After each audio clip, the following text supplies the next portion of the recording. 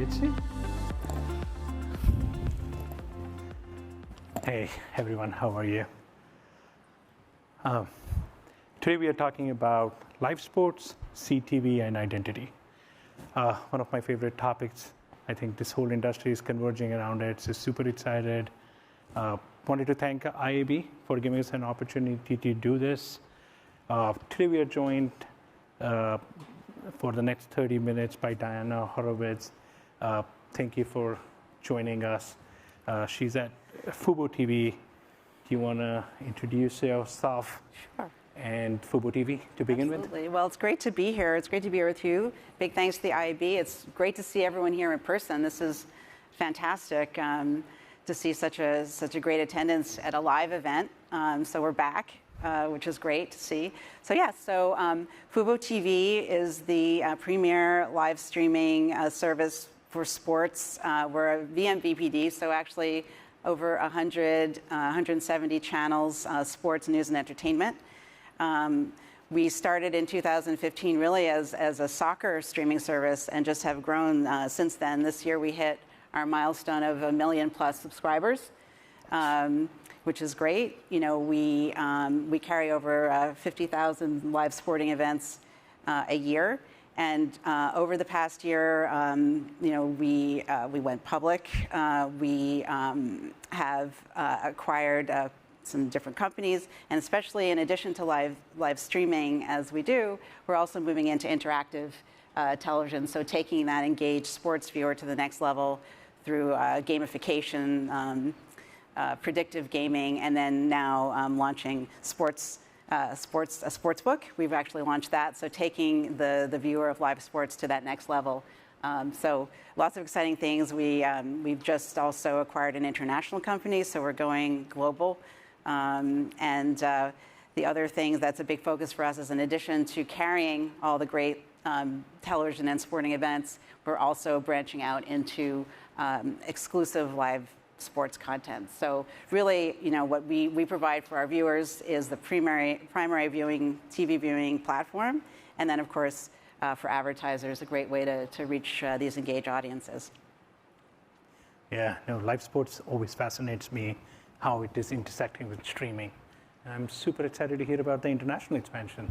Yes. I didn't know. That sounds great. Yes. All right, so let's dig in a little. Okay. Let's start with UID2. And just to set the context here, UID2 essentially is an open source framework that the industry participants built together to upgrade the identity and make it ubiquitous. It's roughly based off hashed and encrypted email address, and it allows the users or the audience to have a better experience in terms of privacy, in terms of opt-in, opt-outs, and it is gaining speed. So let me ask you this. You guys were, as a sports network, you guys were the first and early adopters on the streaming side of UID2. UID2, for many people, they look at it as a replacement for cookies. But if you look at the streaming services where there are logged in users, there's a little bit of different thinking where it's like not always like, hey, I have to replace my cookie with something. It's more relevant to CTV sort of environment. What made you jump into UID2? How's that experience been? How is it adding value? Yeah, no, that's a great point. So FuboTV, what's very powerful in our experience is that 94% of our viewers actually do watch us on the CTV. So we really are a television platform. 90% of our viewership is actually live. And we are a subscription service, which again ties very well in with Unified ID 2.0, which gives us the access to the hashed emails and the anonymized data.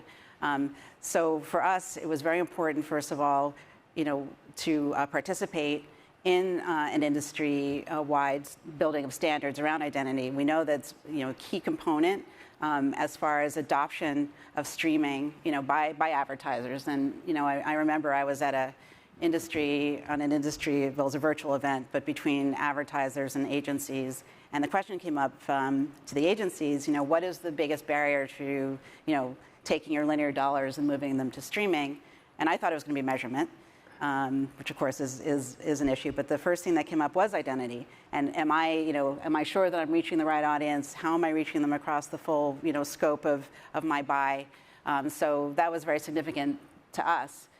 So really, our goal is to provide, very, valuable audience experience. So giving our viewers, the most relevant ads as they're enjoying their content, and then for advertisers, really giving them that assurance that they're reaching their true audience, in this highly valuable content. So for us, and then to partner with the Trade Desk, of course, it's an IAB, initiative. And we're big evangelists for the CTV and streaming, and very eager to participate in all these kinds of initiatives with our partners. Yeah, no, that's fascinating. I'm super excited to hear that identity came over measurement. Yeah, it did. Because I know measurement is the big buzzword right now in the industry. But the way I put it always is, you need the base layer of identity for any measurement to work. Exactly. So I'm glad to see that the industry recognizes that, hey, without identity, measurement is going to be hard. And something that's real versus panel-based. Exactly. Otherwise, you're always working with smaller subsets. So we working on an industry case study with an advertiser made in. These are people who, they have short cycles, but they need to touch the users quickly enough, multiple times, so they can choreograph. And it's expensive. Their average basket size are larger, so there is a little bit more convincing needed. When we published this study, and we worked with you guys, thank you for participating in that, we saw like a 20% increase in CPA. Also, they acquired more users, 23% more users, and the time to get to those conversions were faster. As you look at those numbers, do you hear anecdotally or anything from the advertiser that seems consistent with what they are seeing, how they are looking at UID2, and what that experience has been? Yeah, absolutely. And that was really a great study and great results. And I think what's significant is when we look at the adoption of UID 2.0 is to see the major holding companies, the Publicis, IPG, Omnicom, jumping on board, participating, and then also the major programmatic partners. And we're as you know, we're a big partner, of course, of the Trade Desk, and we're really a programmatic first shop. We really do value that, the transparency and all of the, precision and targeting that we can provide. So to see people like Magnite and LiveRamp, our big partners, also being part of this sort of UID ecosystem is very important to us. So yeah, we really do see the value that it brings to the advertiser as well. Yeah, no. I'm glad you mentioned LiveRamp and others, yeah. Because I get this question quite a bit, which is like, hey, I'm looking at 5 identity solutions. What am I supposed to do? And I almost like, the right way to think about UID2 is it's a translation layer. It's not going to solve for your graphing needs. It's not the proprietary part of what you do. It is what allows you to bridge to other identities. So at some point, whatever you build, you need to be able to match it to other guys. And that's where UID2 is playing a role, which is, hey, it's the cohesive layer that ties everything together. So we work with LiveRamp, I know, ATS.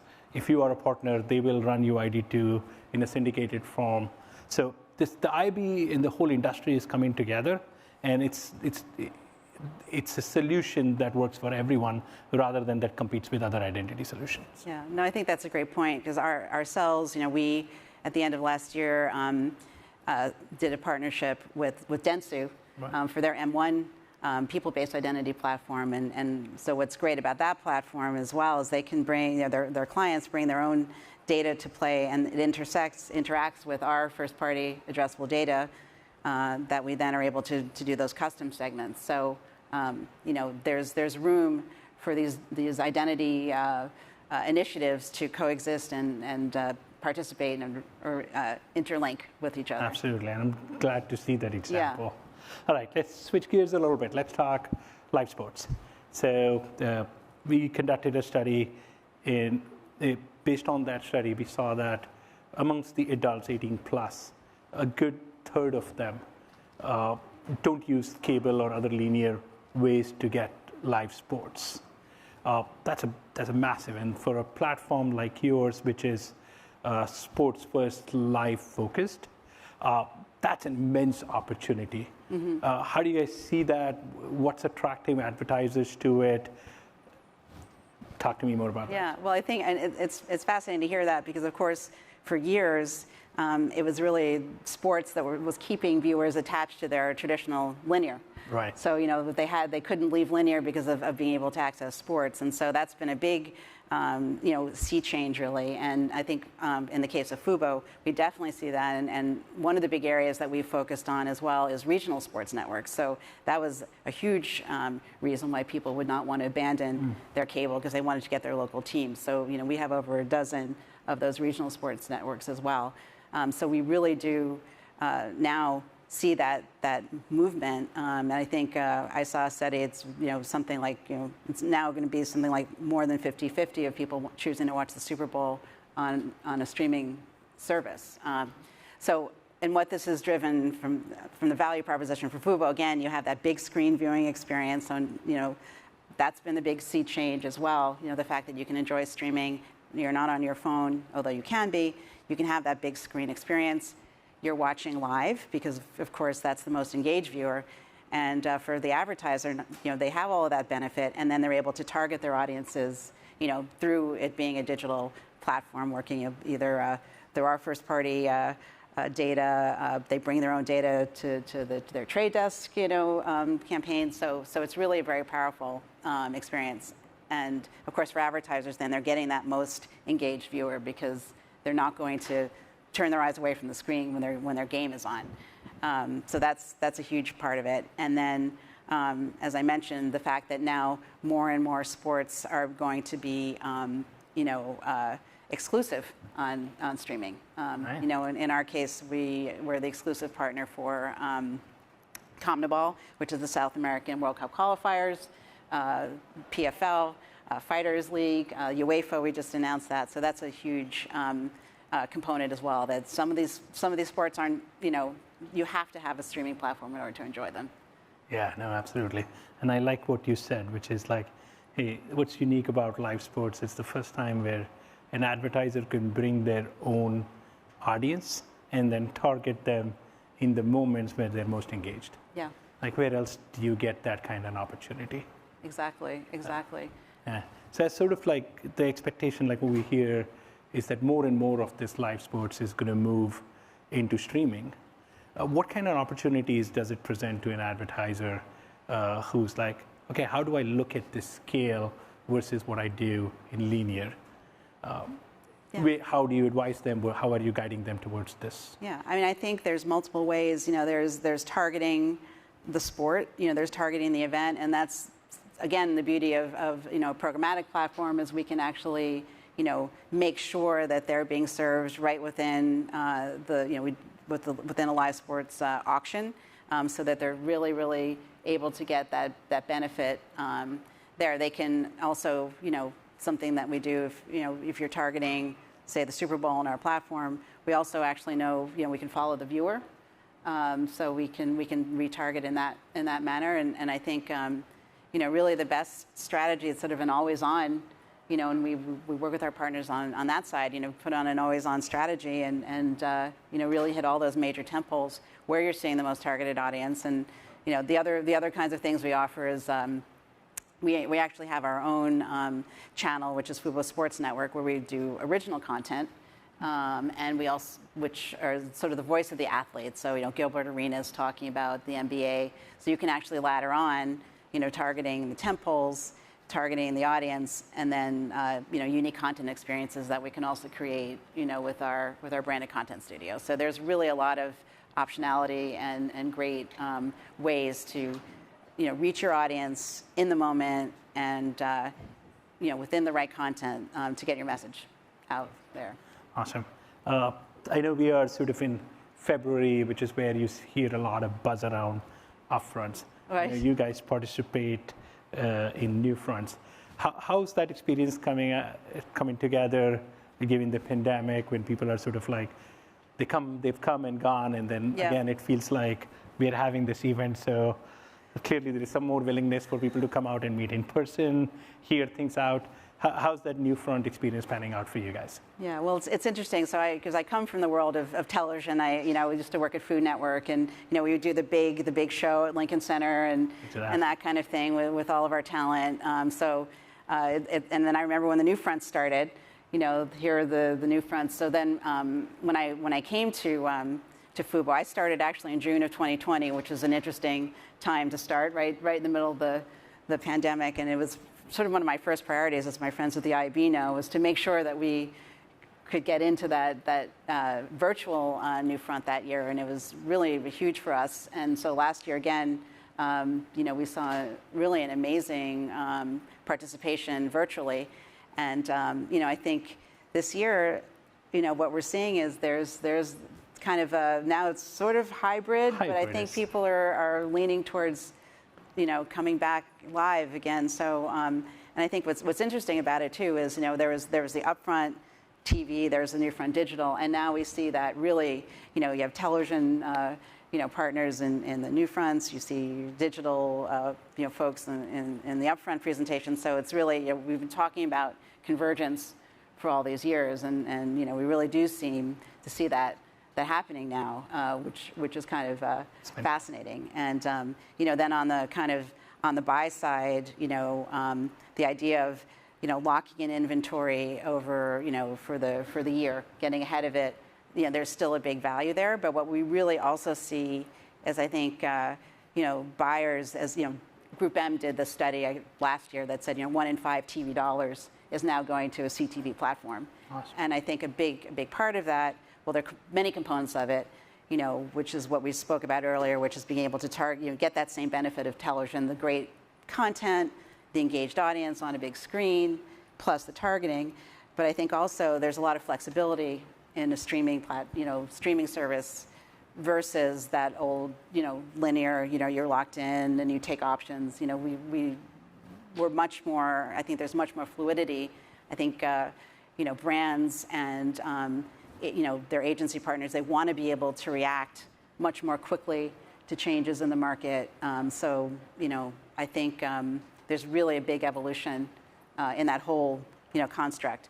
But I think everyone's excited to have some kind of live component this year for the NewFronts. As we kind of all come back together. Yeah. Absolutely. I think hybrid is the word that I keep hearing. Yeah. Which is like, we'll have part experience where people can come join in, and part of it might just be virtual. Absolutely. And that's how I feel like everybody feels about their life. It's become hybrid. Exactly. So I know we are running on the clock, so I'm going to probably time for last question. Okay. I know there are a bunch of publishers this is an IAB event in the audience. Mm-hmm. So for those publishers that are in the audience, any parting thoughts on, hey, how do you think about UID2 in terms of, like, what's the learning? What would you advise them to do as they're sort of evaluating this? Yeah.